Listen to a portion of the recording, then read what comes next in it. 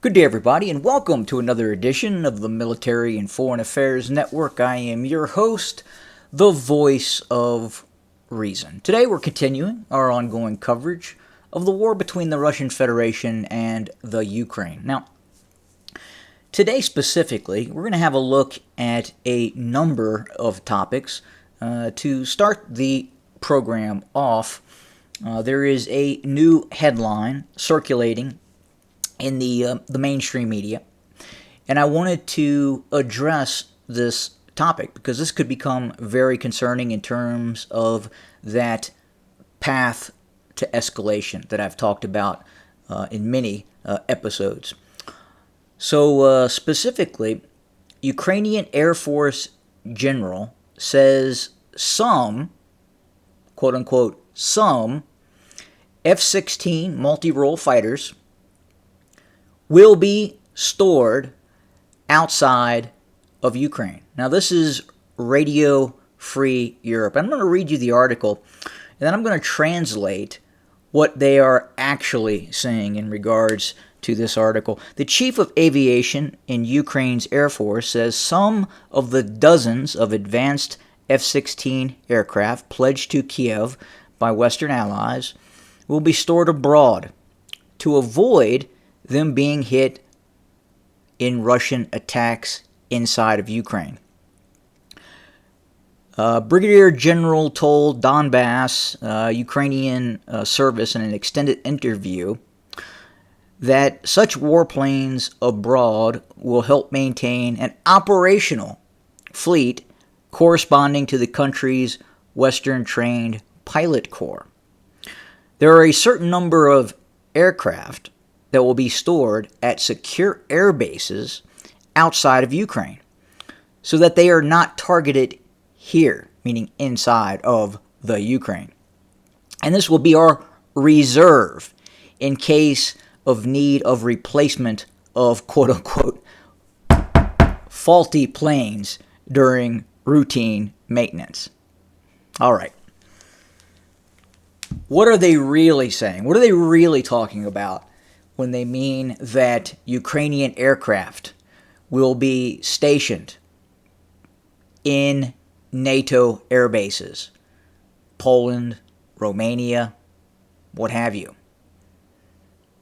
What they mean is that Russia has the ability to strike at air bases in Western Ukraine, and they can target these F-16s that are deployed at these air bases. And there will be, in all probability, a concerted effort by the Russian Federation to target those F-16 multi-role fighter aircraft.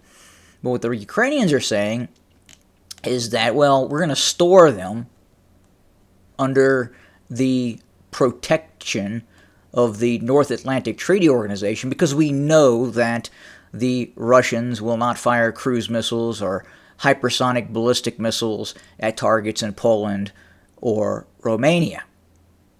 And they're saying that they are going to use these aircraft as a quote-unquote strategic reserve to replace aircraft that may be having engine trouble. Well, look, that's not the case. That is just pure and simple false information. What they're looking to do is, yes, F-16s will be based in Poland. They will probably have dummy aircraft, unusable aircraft based in air bases that aren't used generally in certain parts of Ukraine, and hoping that the Russians will strike those targets. But the real strike aircraft that the Ukrainians will be using against Russian targets, inside possibly launching long-range cruise missiles against targets deep inside of Russia, possibly, obviously they'll be used against targets in eastern Ukraine. Those aircraft may take off from Poland. They may land temporarily, refuel, outfit with weapon systems, and then take off, strike Russian targets, and in all probability, they will not land back inside of Ukraine. They will go back in to the safe zones of Poland or Romania. And that's what is going to happen.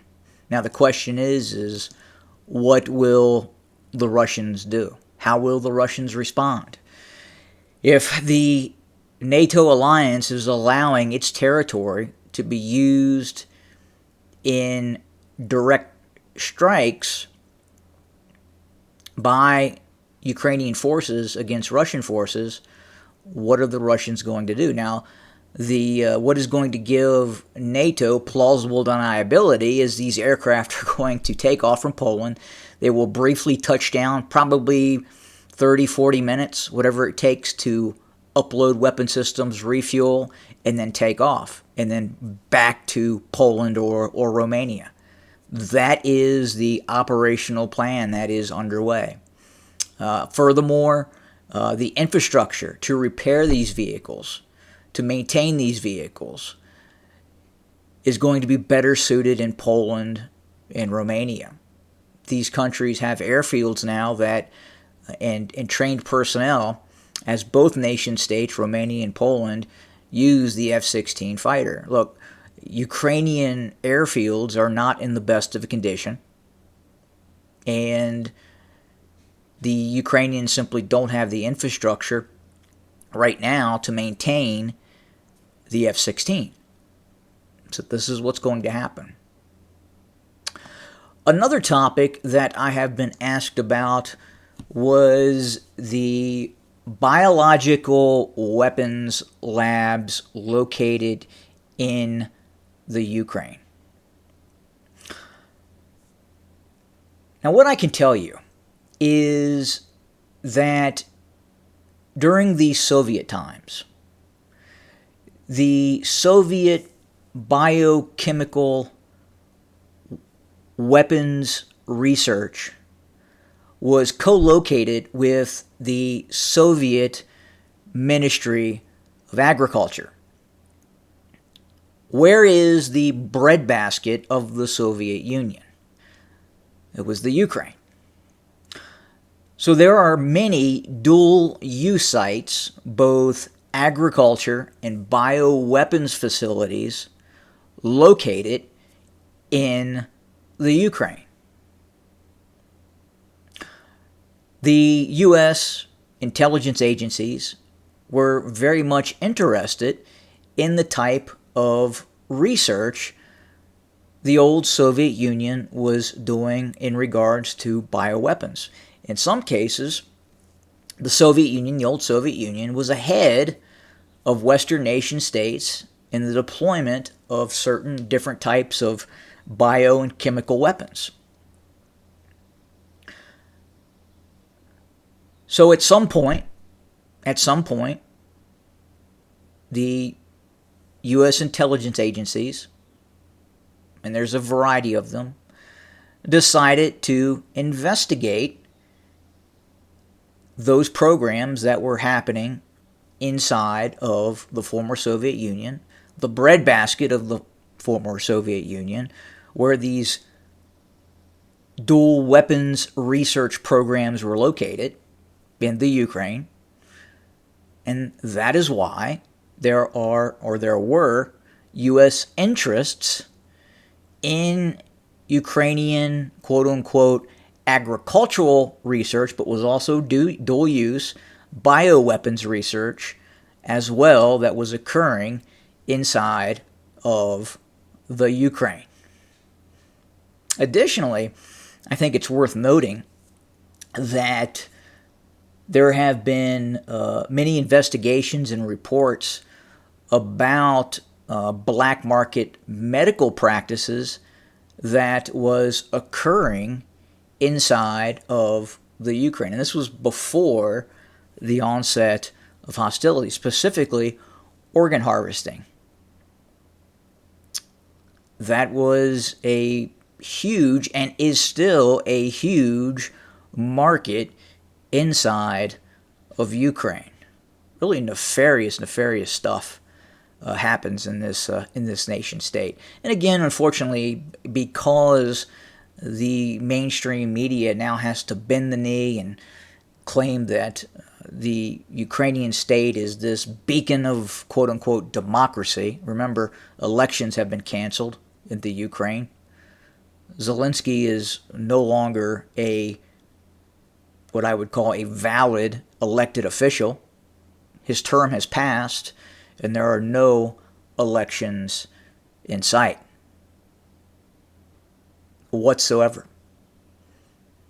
So just a couple topics to talk about today, having a look at, again, what's about to occur with these F-16s. Could have ramifications for the entire world. Additionally, at the same time, you're starting to hear the French talking about supplying Mirage 2000s to the Ukrainians.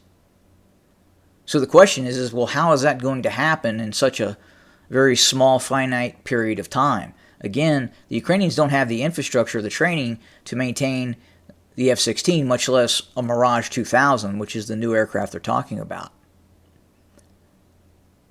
But they will be able to maintain the F-16 and the Mirage 2000 and whatever else type of aircraft they're looking at deploying against the Russians in Poland and Romania.